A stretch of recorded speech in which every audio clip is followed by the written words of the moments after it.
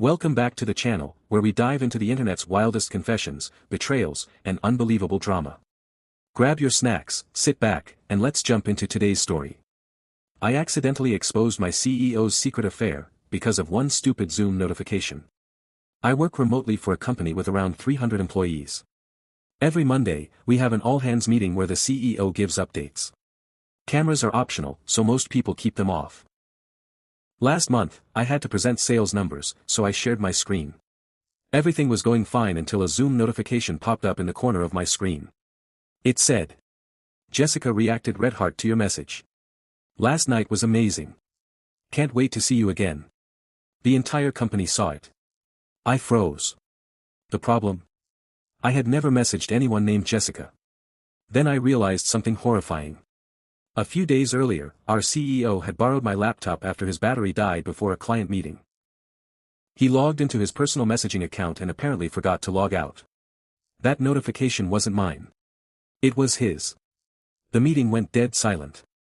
The CEO suddenly turned his camera off. Within minutes, people started privately messaging each other asking who Jessica was. Someone from HR replied with just one sentence. "Jessica works in finance." Here's the part that made everything explode. The CEO constantly posted pictures online with his wife, talking about family values and work-life balance. By lunchtime, screenshots of the notification were everywhere. The CEO canceled every meeting for the rest of the week. Jessica didn't show up to work the next day. 2 weeks later, both of them quietly resigned. No announcement. No goodbye email. Just, gone. To this day, everyone at that company says the fastest career-ending email never came from HR. It came from a Zoom notification. If you think that's crazy, wait until you hear the next Reddit story. Let's start with another story. A woman posted that her fiancé had one rule their entire relationship. He never let anyone into his home office. Not her. Not his family. Not even the cleaning service. He always joked, "It's just where I dump junk." A month before their wedding, he had to fly out unexpectedly because his father was hospitalized. Before leaving, he handed her his house keys and said, "If any mail comes, just leave it on the kitchen counter." The next day, a pipe burst upstairs. Water started leaking through the ceiling, directly into the locked office. The emergency plumber told her they had to open the room immediately. She called her fiancé over and over. No answer. So she unlocked the door. She expected a messy office. Instead, every wall was covered in framed photos of her. Pictures from their first date. Concert tickets. Movie stubs. Receipts from random coffee shops. Printed screenshots of old text messages. Even a napkin she doodled on during their second date. In the center of the room was a huge corkboard. It mapped out every anniversary trip, every birthday surprise, every gift he'd ever given her, and dozens of future plans with dates stretching nearly 20 years into the future. There were folders labeled, "First House," "Kids' College Fund," "Retirement," and even, "Places we'll visit after 60. She was overwhelmed. Then she noticed one folder she didn't recognize. It was labeled, "If something happens to me." Inside were letters. One for her. One for her parents. One for his parents. A complete list of every bank account, password, insurance policy, investment, and emergency contact. There was also a handwritten note. It said, "If you're reading this because I'm gone, I just want you to know that loving you was the easiest decision I ever made. I hope this folder makes the hardest days a little less impossible." When he came home, he was horrified that she'd seen the room. Not because he was hiding something bad. But because he'd been quietly planning their future for years and felt embarrassed that it looked obsessive. The comments were flooded with people saying they opened the story expecting a double life or an affair. Instead, it turned out to be one of the most unexpectedly wholesome secrets they'd ever read. Let's start with another story. My dad disappeared when I was 5. No goodbye. No phone calls.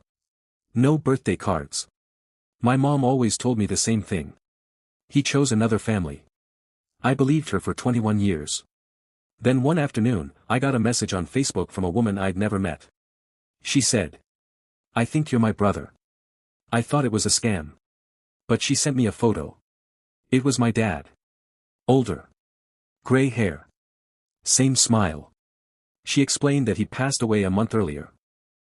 While going through his things, she found hundreds of letters addressed to me. Every birthday.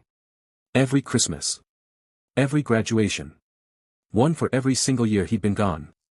None of them had ever been opened. She also found stacks of money transfer receipts. He'd been sending child support every month. The payments had been accepted. The letters had been returned. Confused, I confronted my mom. She finally admitted the truth. My dad hadn't abandoned us. She had. After their divorce, she changed our address, blocked every attempt he made to contact me, and told him I wanted nothing to do with him. He never stopped trying. He just ran out of ways to reach me. I spent the next week reading every letter he ever wrote. The last one ended with, "If you ever read these, I hope you know I never stopped being your dad." I never got the chance to tell him I finally believed him. Let's start with another story. My grandma passed away and left me one condition if I wanted my inheritance. Everyone in the family expected my oldest cousin to inherit everything. He lived closest to her, visited every week, and constantly reminded everyone how much he took care of Grandma. When the lawyer read the will, he smiled like he'd already won. Then the lawyer looked at me. He said Grandma had left me her entire estate. But only if I agreed to spend one full day cleaning out her attic before accepting it. My cousins laughed. They said she was making me do one last chore. So I went. The attic was packed with dusty boxes, old furniture, and photo albums. About 6 hours in, I found a locked wooden chest with my name written on it. Inside were dozens of handwritten journals. They weren't recipes or family memories. They were detailed records of every loan my grandma had ever given to relatives. Dates. Amounts. Bank transfers. Signed IOUs. Including one from my oldest cousin. He had borrowed the equivalent of nearly $400,000 over the years. The journals also included messages where he promised to repay her after selling his business. He never paid back a single dollar. The next page explained why Grandma made me clean the attic. She wrote, "If you're reading this, it means everyone else was too impatient to earn what they thought they deserved." The lawyer later confirmed the journals were legally valid evidence. Instead of receiving an inheritance, my cousin ended up facing a lawsuit from Grandma's estate. The same relatives who called me the least favorite grandchild suddenly wanted to know if I'd be willing to keep the family together. Funny how money changes people. And that's it for today's stories. Honestly, some of these are going to stay in my head way longer than they should. Let me know in the comments which story creeped you out the most and what you would have done in that situation. If you enjoyed the video, make sure to like, subscribe, and come back for more crazy stories. Thanks for watching, and I'll see you in the next one.